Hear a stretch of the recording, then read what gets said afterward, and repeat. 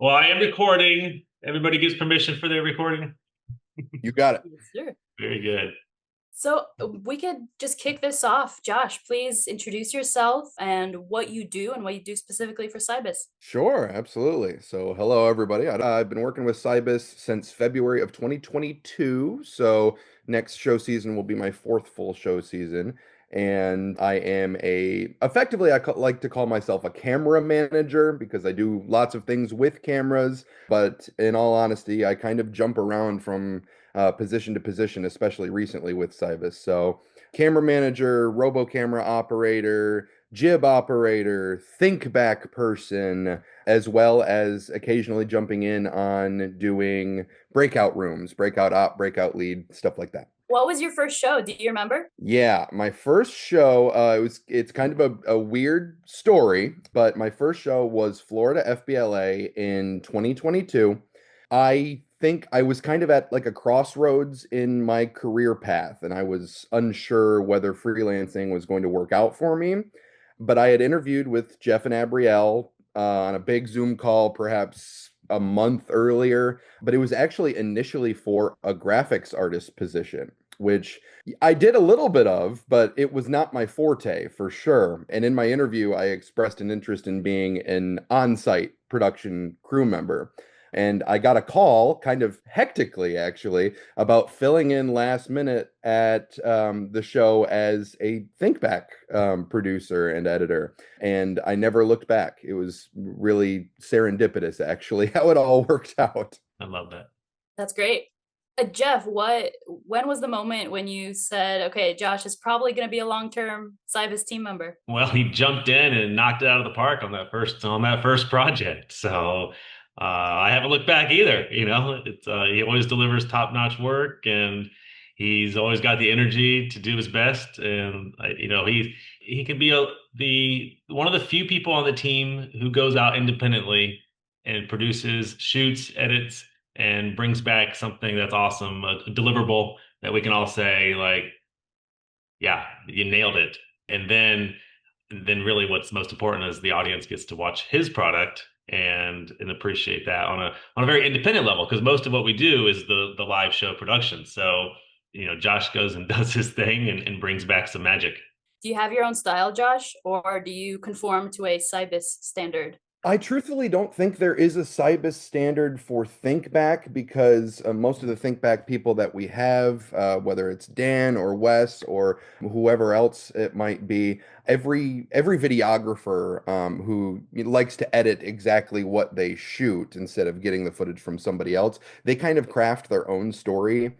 But personally, I like crafting a full narrative of the event because that's what we're recapping, right? So from start to finish, I like to intro all of the arrivals and people with luggage, maybe unsure what they're going to encounter during their conference. And then, by the end, we've finally got, hugs and smiling happy faces and, maybe some awards and things like that. Kind of crafting a video from start to finish of the entire timeline of the event. I always like doing that instead maybe of jumping around in, the space and time. That's something that I usually don't do. So I've kind of crafted my own style, I think, but everybody does things differently when it comes to Think Back. And the cool thing about the Think Back video that you produce is that, people who are attending the conference, they have all these great moments, but there's so much going on that it's easy to kind of get overwhelmed and then go back home and be like, what happened? Yeah. And they can watch one of your videos and be like, that was a darn good time, and I want to go back. And it's not just for the people who couldn't attend the conference. Maybe they're watching things virtually from home and they kind of have to be like, oh, I got to go to that next year. It's also the people who are attending on site as well, who actually went to the conference and was like, I totally missed that. Where did that happen? What room did that happen in? I need to do that next time. So the full breadth of experience from maybe trying to subdue FOMO, or instill FOMO, I Yeah, guess, you increase it. whichever you're looking at it. Yeah.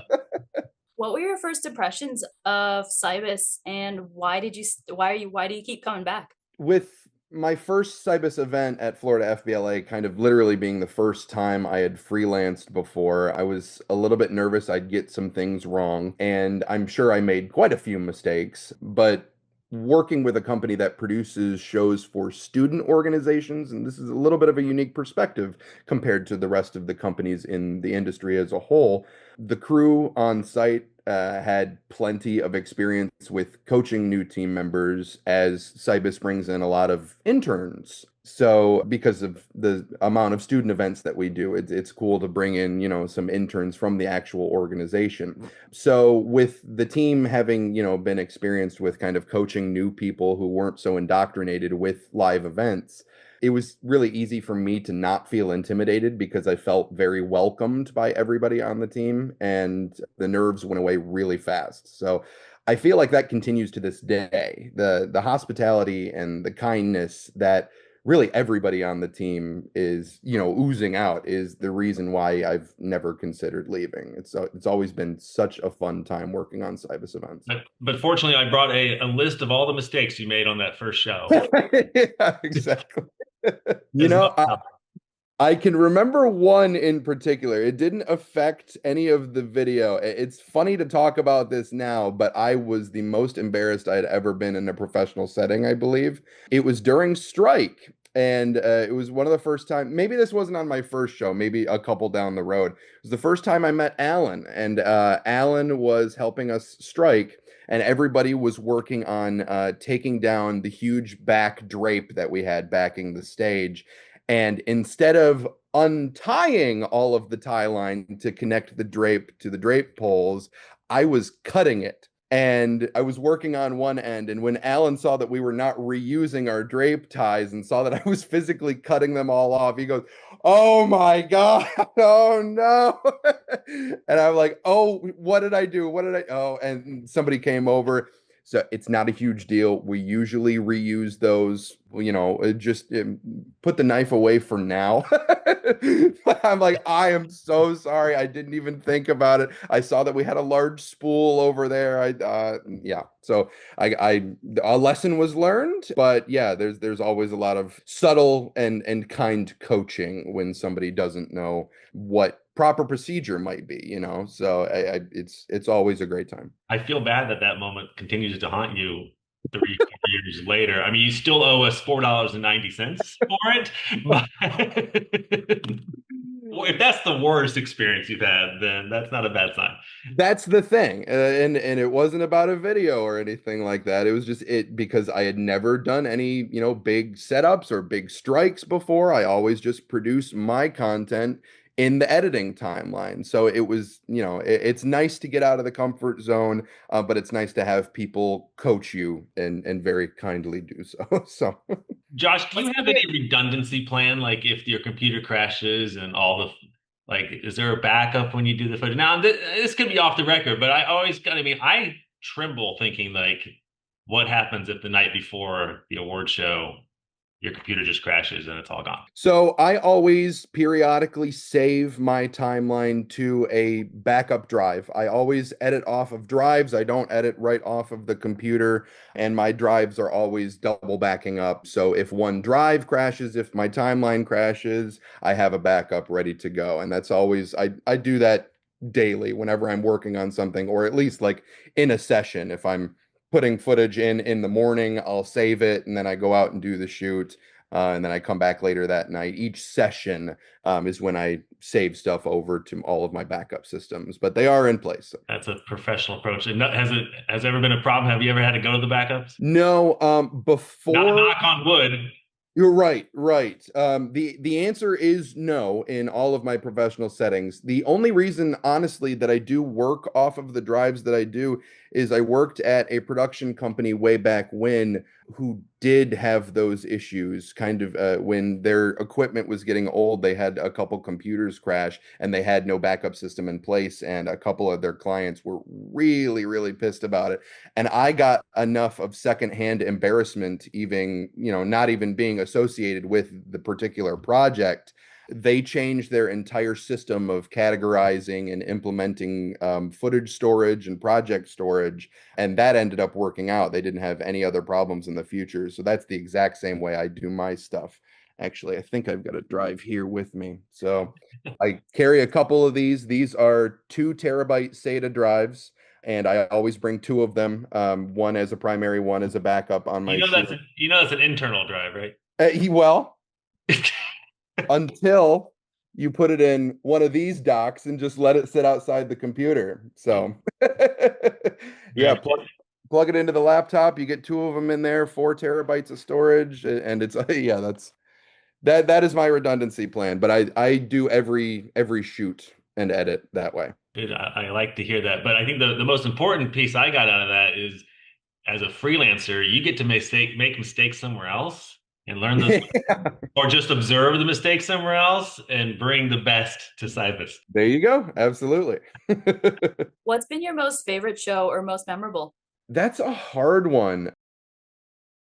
I think so. I think one of the questions that you sent over that I kind of put the most energy into for this particular response was one that captures like the heart of Cybis, because I think those are my favorite.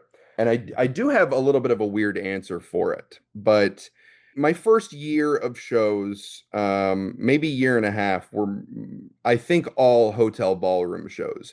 And I was kind of under the impression before I understood the depth and the breadth of the work that we do, which, varies outside of hotel ballrooms, not so frequently, but occasionally.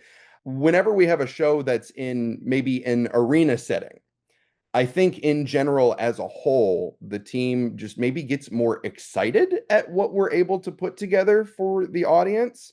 So, say when we go to Hershey, Pennsylvania, or Anaheim at the arena at the convention center, we get to put our work and my Thinkback personally on the jumbotron for the audience. I think that kind of just ramps up the level of excitement for the entire crew as a whole. And I definitely feel a difference in the energy. It's not like anybody's sluggish when we work a hotel ballroom show, but when it's an arena, we feel a little bit more enclosed into that space. The seats are tiered, it's a different experience overall. And whenever we're on those shows, for me, it feels like everybody has like a gallon of coffee before every call time. And that to me captures like the heart of Cybis. So I think those events ultimately are my favorite ones. What do you think of those events, Jeff? Are you ever there? Yeah, absolutely. I have to agree. Walking into something that's just enormous and big, and who else has been in that exact same space is kind of fun. Whether it's the the teams or the celebrity singers and all the performers. Who's been there for 10, 20, 30 years. So it's kind of cool to work in that same space. I like that. What about would clients say, "Oh, that looked pretty easy"? One specifically for the camera department. One of one of my favorites that clients think is absolutely the most simple thing in the world, that is the absolute opposite. Of course, I'm biased here, but moving things on stage, whether that's, shifting a podium over just a little bit, moving the blocking marks where people are standing, moving any sort of like scenic or anything like that. To me, that means I now have to move a camera, a tripod, electrical lines, signal lines, and then for robo cameras, the control lines for the joysticks too. So that's time, that's manpower, because now we have to take up the tape that we already put down and retape everything in a new position. If the cameras are now going further, we might need to add more cables. So yeah, there's definitely a logistical challenge there. Rerouting everything can be a little bit time consuming, especially when our clients, because they don't think about the things that we do. They think that cables just don't exist. They think that all of our gear is just magically wireless. So the camera can go anywhere. And why would it take more than 5 seconds to move a camera to a new place to get the shot that we want? But yeah, that's something that people don't think about at all. It could be my fault because I'll hear that and I'll say, yeah, we can do that. That's easy. And it's not hard. It's what we do. You're right when you say it's easy. It's just it definitely takes time. No, it's just what I say. My work is show business too. We do shows on the stage, but my work is show business. Yes, it's easy. Yes, look how fast we can do it, and Mhm. no problems, no hiccups at all. And and that's why we don't let clients listen on intercom either. That's very true. But I think the magic of it is we've never missed a cue. When somebody wants something moved, we always get it done 100% no matter what, because that's what we do.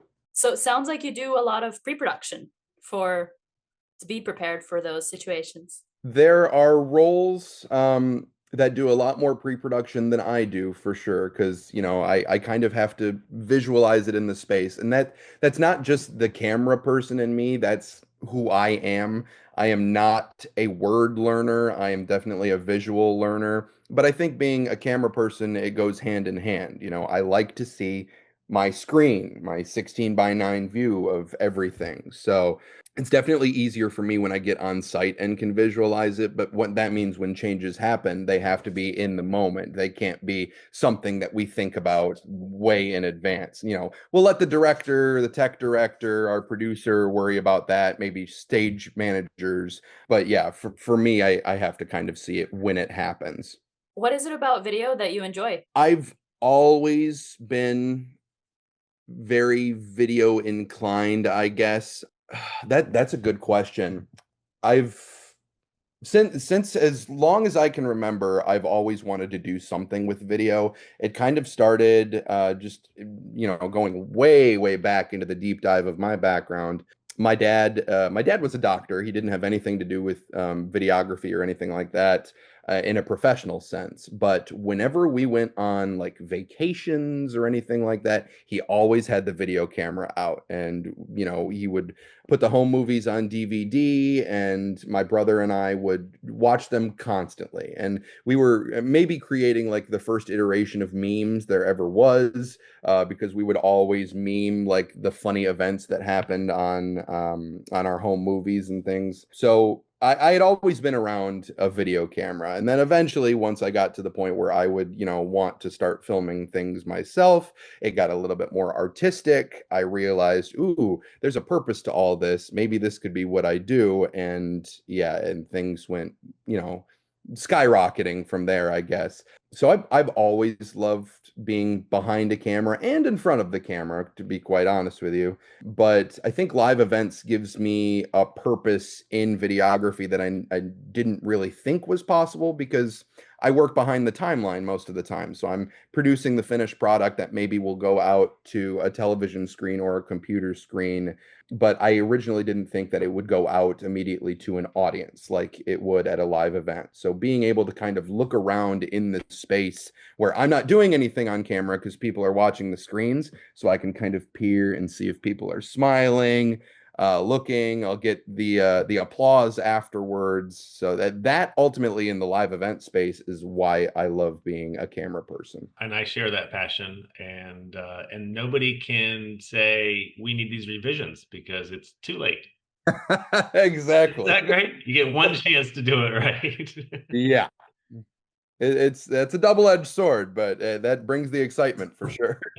Yeah. I think I enjoy hearing the background. I don't know. Normally we're on site and we don't get a chance to chat without stress and fires blazing and timelines and another rehearsal and whatnot. So it's good to just have a conversation with you, Josh.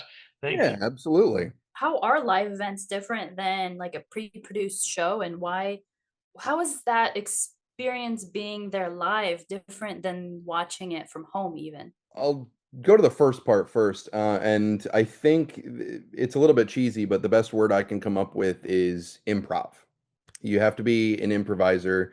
You have to work on the fly because things will be constantly changing. You can try your best to do as much pre-production as possible with a live event, but like Jeff touched on earlier, the minute the client wants something that you didn't talk about previously beforehand, and they want to change things up, then everybody on the team. It doesn't just affect one person. Everybody has to work on the fly to put on their game face and prepare for something different that wasn't previously talked about. So we have to figure out, okay, one, how do we do this? Two, is it even feasible? Which 100% of the time it is, but it's just something that you didn't prepare for. So you kind of have to think on your feet and be an improviser in those situations, which in pre-production, usually for something scripted, like a film shoot or something like that, you're not going to deviate much from what was already talked about. Yeah, the actors can improvise, but the camera is still rolling, right? And there's nothing that we need to change much beyond that in the script, the scenic, et cetera, like could happen on a live event. So that's the first part. Could you ask the second part again? I totally forgot it while I was saying things.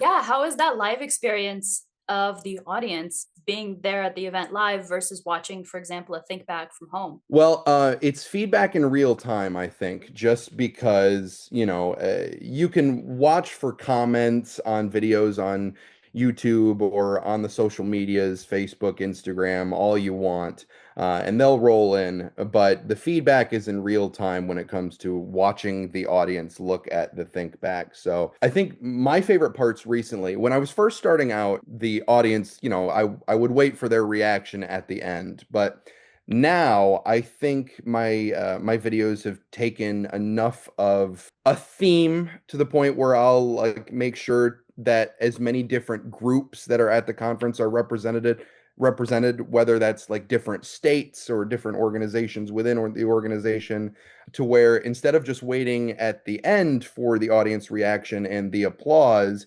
sometimes we'll get the groups that are like, oh my God, I know those people, and then they'll cheer whenever they see themselves on the camera for that split 2 seconds for every shot that there is of their group, and I always smile when that happens. I think that's super fun because it's, they're actually truly paying attention to it, and you get that feedback in real time as opposed to, okay, there's a video happening, oh, it's done, all right, I'm gonna clap now.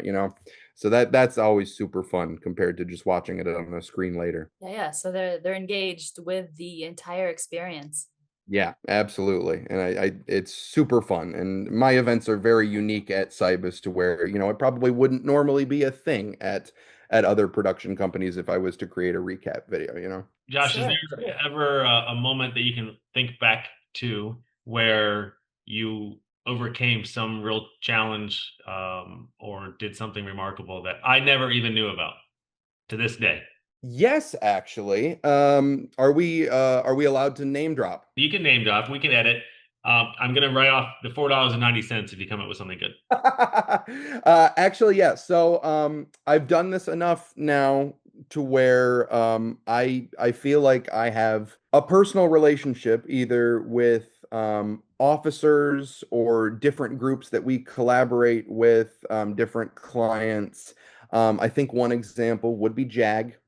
Jobs for America's Graduates is a client we do a lot of shows with, and the higher ups, directors, managers, or even like the C-suite of those organizations, I get to work with a lot. Even if the students and the officers kind of change out, those names typically stay the same. So I get names and numbers, and we get to, text back and forth and things like that, especially when there's something going on. But there was an event that originally was not on the calendar for one of our JAG national shows recently. And because of the relationship that we have, Carrie Webb called me, and she's one of the officer wranglers basically for JAG, and she said this is it's totally okay if you can't do it. It was like 11 o'clock at night, but there was like a game that the students were playing that was just like something that they organized in the hallway, and it was complete improv, to use that word again. Like I said, it wasn't on the schedule. The students just decided to do it on their own, but it would have been a great opportunity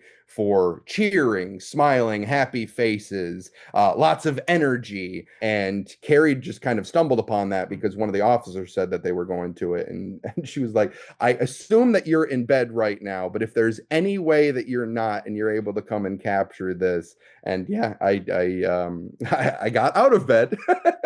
No, I wasn't in bed. I usually edit really late. So I had my camera right there. I went down and yeah, something that I didn't ever anticipate on putting into Thinkback, got into Thinkback, and I think that was the main source for all of the audience reactions. The like, it's us, because it was an event that wasn't in one of the testing settings or not scheduled. They weren't doing their very serious testing or oratory events. They weren't giving presentations. They were all together as friends, doing their game and running around very happy, jumpy, cheerful. And yeah, everybody in the audience responded to it just like they were, playing the game with the same exact emotions. So that was a cool, unexpected thing that wouldn't have made it into Thinkback regardless if Carrie hadn't reached out to me. So Thank you for taking care of them, and that's certainly why Josh gets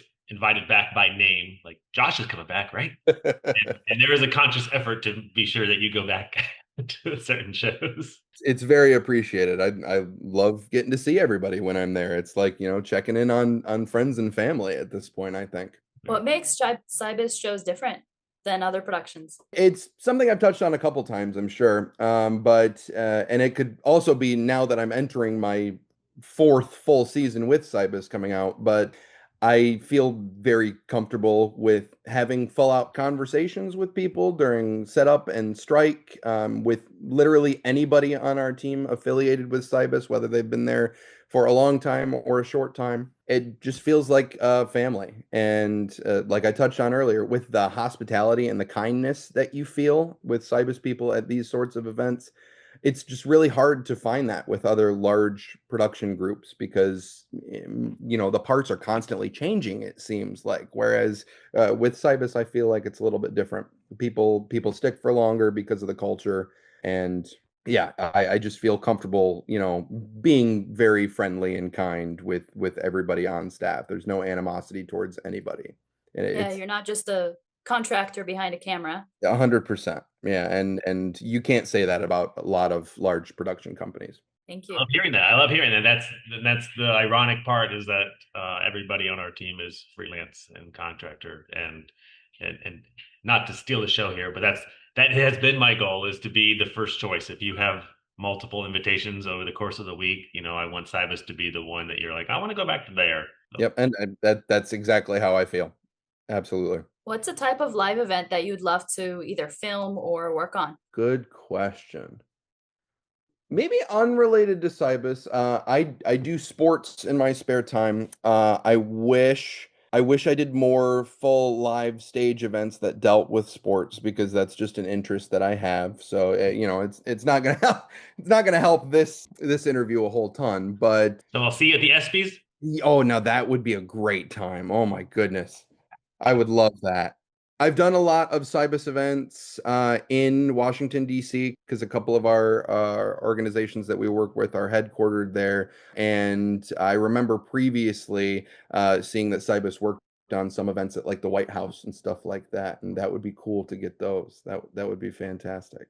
Let's get those back. I like those. I Yeah, like I think seeing. I think that was an outdoor event, Yeah. not a ballroom. Yeah, exactly. Noted. Duly noted. Jeff, do you have any more questions for Josh? No, I feel good. I really just appreciate your time today. And I know Josh is going out on his own again next month to Yeah. DC. To DC. Yeah, for HOSA, which knows you well and always looks forward to your return. Oh So yeah, exciting. Uh, absolutely. but I'll I see have you one in a more couple question. weeks, actually, first, right? For VO, Yeah. I am there. All right. Perfect.